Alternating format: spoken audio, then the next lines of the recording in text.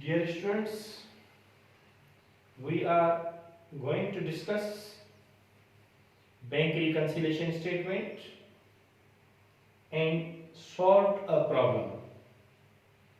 हम bank reconciliation statement को discuss कर रहे हैं। इससे पहले इसको थारोली हम डिस्कस कर चुके हैं हमारे प्रीवियस लेक्चर्स में। आज हम इसका एक प्रॉब्लम सॉल्व करेंगे और उसकी एंट्रीज भी सॉल्व करेंगे कि उसकी जनरल एंट्रीज कैसे होती है। अब क्वेश्चन है, following is the information collected during the comparison of cash book and bank statement of moon electric store.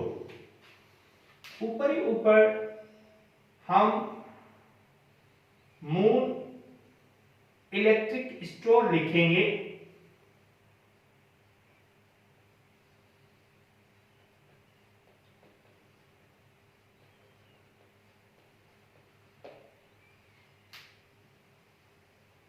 और नीचे लिखेंगे bank reconciliation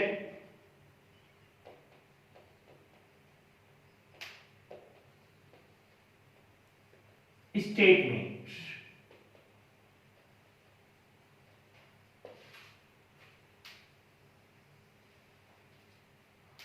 for the month of January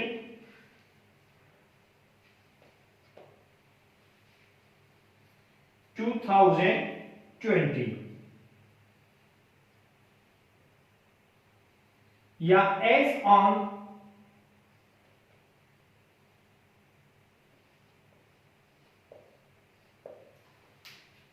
January 31st, 2020। अब हम सबसे पहले यहां पर बैंक स्टेटमेंट लिखेंगे। थोड़ा सा आगे करके लिख लेते हैं।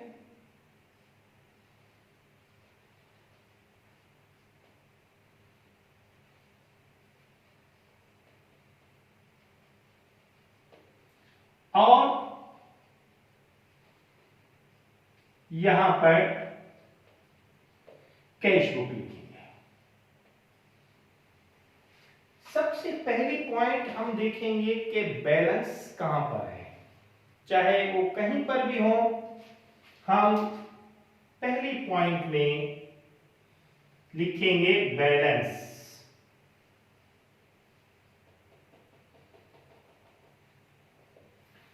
बैलेंस हमारे पास कैश बुक का है 22,900 और बैंक स्टेटमेंट का है 22,500।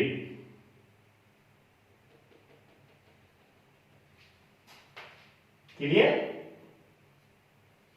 उसके बाद हम पूरे क्वेश्चन में देखेंगे कि आपके अनकलेक्टेड चेक्स कहां पर हैं। Cheques drawn but outstanding, bank charges, interest credited, cheques deposit return dishonour, payment made by bank, bills collected, checks paid by for liabilities और कोई अनकलेक्टेड चेक्स या अनक्रेडिटेड चेक्स का कोई नामो निशान यहां पर नहीं है, तो हम पहली पॉइंट को छोड़ देंगे। अनकलेक्टेड चेक्स और डिपॉजिट इन ट्रांजिट और डिपॉजिट इन ट्रांजिट दूसरी पॉइंट है, वो भी इसमें मौजूद नहीं है। तो हम तीसरी पॉइंट पे जाएंगे, अनपेड चेक्स। अनपेड चेक्स या अनप्रेजेंटेड चेक्स या आउटस्टैंडिंग चेक्स, ये वो चेक्स हैं जो लोगों को हमने दिए हैं, लेकिन लोग अभी तक बैंक नहीं पहुंचे हैं, यानी उन्होंने चेक अभी इन कैश नहीं कराया है। तो हम क्या करेंगे कि यहां लिखेंगे लेस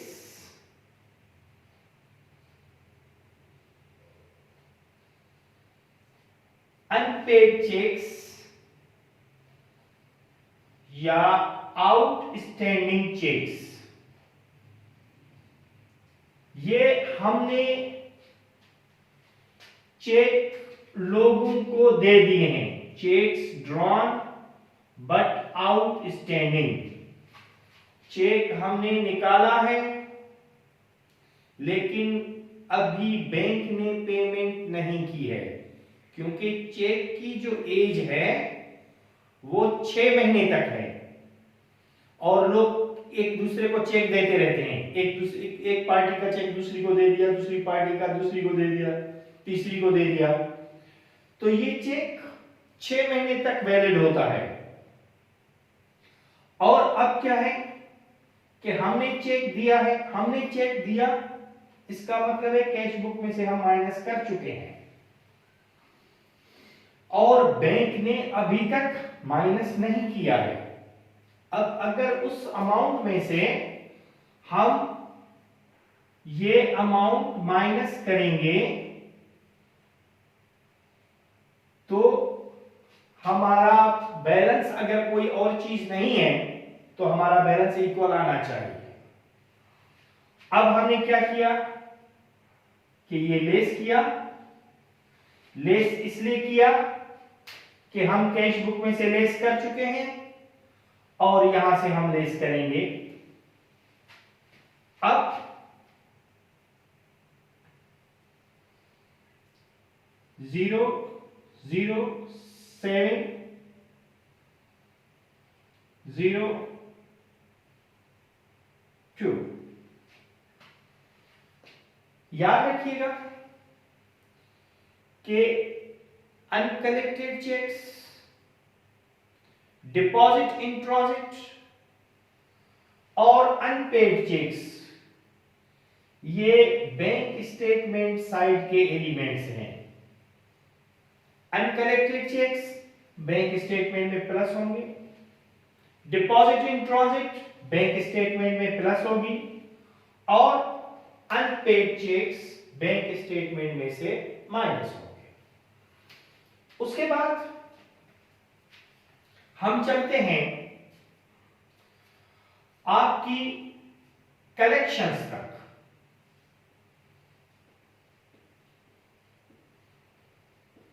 कलेक्शंस जितनी भी हों वो कैश बुक साइड में ऐड होंगी। अब पहली कलेक्शन हमारे पास है interest credited by bank. Interest credited by bank का मतलब है कि इंटरेस्ट बैंक ने हमें दिया है। इंटरेस्ट क्रेडिटेड बाय बैंक, अब वो हमें दिया है 100 रुपीज। ये कैश बुक साइड में प्लस होगा। ये डिसऑनर है, पेमेंट मेड की है बैंक ने। दूसरा है बिल्स कलेक्टेड बाय बैंक, ये दूसरी कलेक्शन है।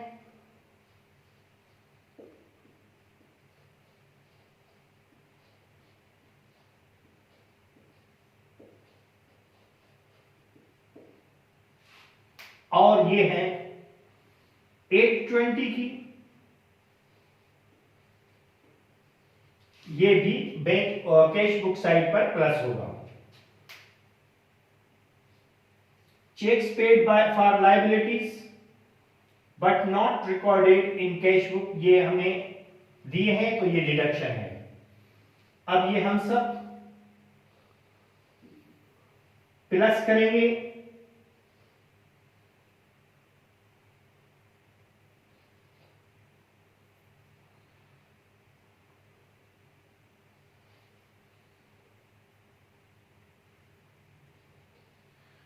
$23,820। अब डिडक्शंस यहां पे देंगे।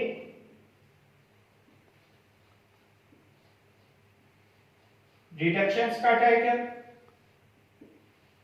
उसमें नंबर 1 पर है बैंक चार्जेस,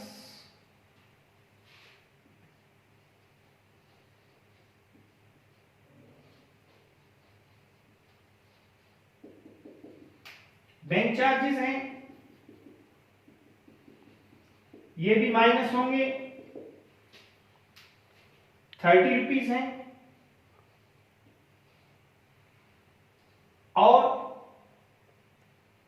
उसके बाद डिसऑनर्ड चेक्स हैं। आप इस तरह भी आसानी के लिए कर सकते हैं कि पहले ये प्लस करके डायरेक्ट माइनस करें, इसमें भी ऐसा कर सकते हैं। Bank charges 30 rupees, cheque deposit dishonoured cheque, इसको हम कहते हैं dishonoured checks,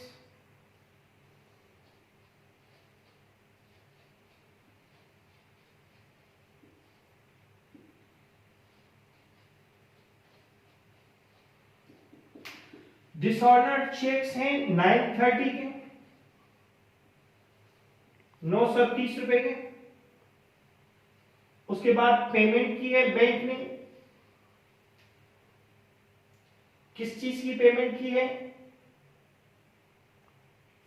payment made by bank, ठीक है, लाइबिलिटीज के लिए की होगी, तो इसको हम कहते हैं डायरेक्ट पेमेंट।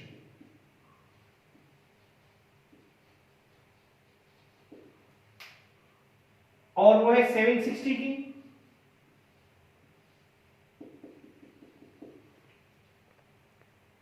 उसके बाद है चेक्स पेड फॉर लाइबिलिटीज 1400 के, लाइबिलिटीज के चेक्स हैं तो अकाउंट्स पेएबल, या फिलहाल आप लाइबिलिटीज भी लिख सकते हैं।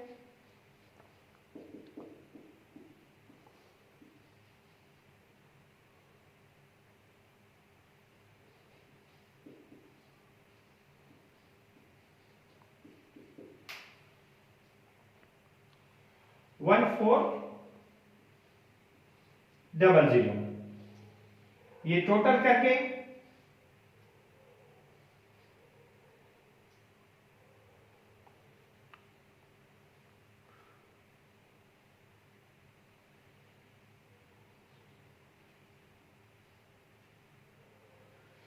$3,120,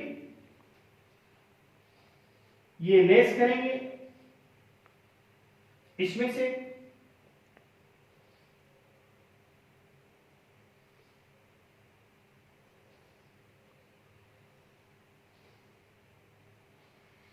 दोनों साइडें बराबर आ गई। 20,700 और 20,700 के, इसको हम लिखेंगे करेक्टेड बैलेंस, करेक्टेड बैलेंस। अब इसकी दो ही जनरल एंट्रीज आती हैं और वो होती हैं जितनी भी हमारी एडिशंस हैं, जितने भी हमारी प्लस हैं, जो कैश बुक साइड की एंट्रीज जो भी होंगी वो कैश बुक साइड की होंगी, बैंक स्टेटमेंट साइड की नहीं होगी।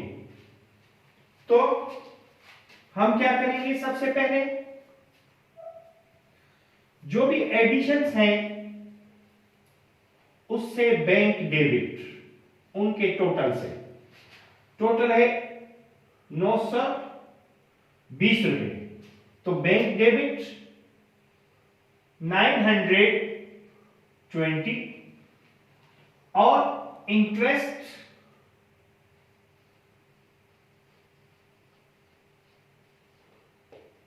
क्रेडिट 100, इसको इंटरेस्ट इनकम भी लिख सकते हैं और इंटरेस्ट अर्न्ड भी लिख सकते हैं और खाली इंटरेस्ट भी लिख सकते हैं। और बिल्स रिसीवेबल, ये बैंक ने बिल्स रिसीव किए हैं, बिल्स रिसीवेबल क्रेडिट होगा 820 से। यहां पे नरेशन होगी कलेक्शंस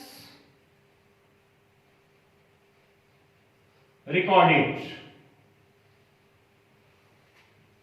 दूसरी एंट्री जो भी होगी उससे क्या होगा कि ये सारी की सारी चीजें जो माइनस हो रही हैं वो डेबिट हो जाएंगी, जैसे बैंक चार्जेस हैं,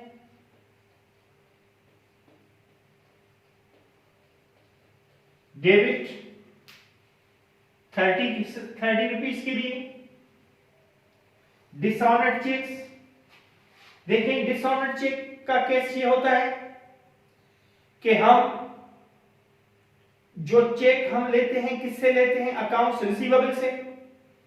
अब अकाउंट्स रिसीवेबल ने बैंक में पैसे नहीं दिए और चेक हमारा वापस आ गया, तो अब हम वो पैसे किससे मांगेंगे, उसी अकाउंट्स रिसीवेबल से।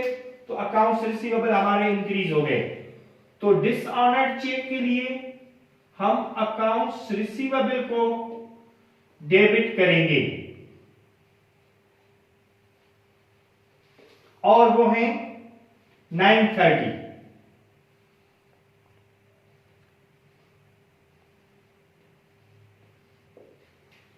उसके बाद है डायरेक्ट पेमेंट्स जो हमने की है, लाजमी है अकाउंट्स पेएबल को होंगे।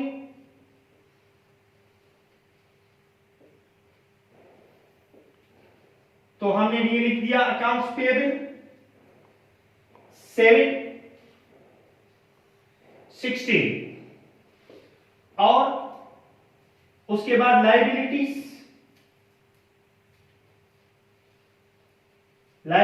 को लाइबिलिटीज भी लिख सकते हैं, अकाउंट्स पेएबल भी लिख सकते हैं 1400 और इनके टोटल से बैंक क्रेडिट 3120। यहां आ जाएगा, नरेशन में होगी डिडक्शंस रिकॉर्डेड।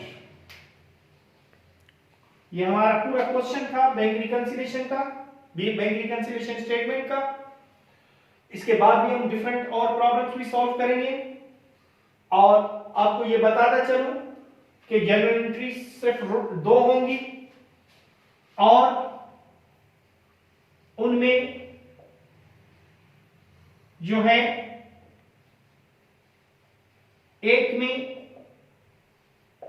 बैंक डेबिट होगा और बाकी जो भी कलेक्शंस हैं वो क्रेडिट होंगी और दूसरी एंट्री में जितनी भी डिडक्शंस हैं वो डेबिट और बैंक क्रेडिट होगा। ठीक है, खुदा हाफिज़।